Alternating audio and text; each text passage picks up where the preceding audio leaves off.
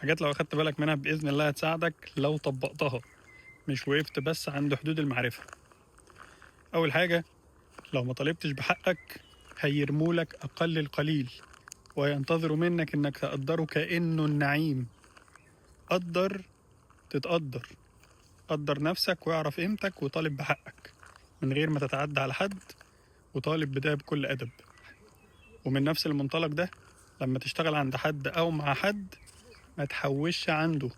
ما تقولش أنا مش هقبض النهاردة، أنا هحوش الشهر، هحوش السنة معاه وبقبض كله على بعضه. اللي انت بتحوش معاه هيستكتروا عليك في الآخر. بعض النفوس حتى لو ده حقك لازم يخصم لك منه. ما تقعش في الغلط اللي غيرك وقع فيه. خد فلوسك واعمل بيها اللي انت عاوزه، تحوشها في البيت، تحطها في البنك، تحطها مع حد تاني، أحسن لك.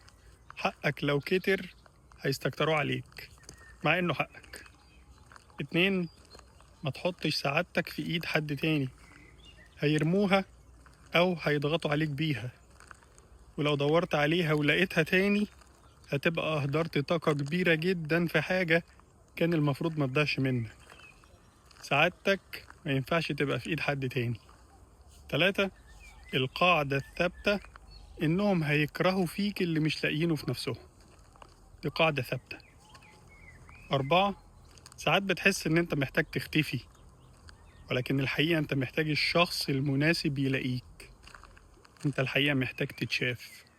خمسة، استمتع بيومك، استمتع بحياتك فيما لا يغضب ربنا سبحانه وتعالى، لأنك عمرك ما هتبقى أصغر من النهاردة.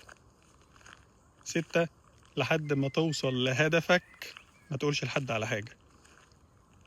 بعض الناس زي السوس بيستمتعوا بإفساد متاع غيرهم.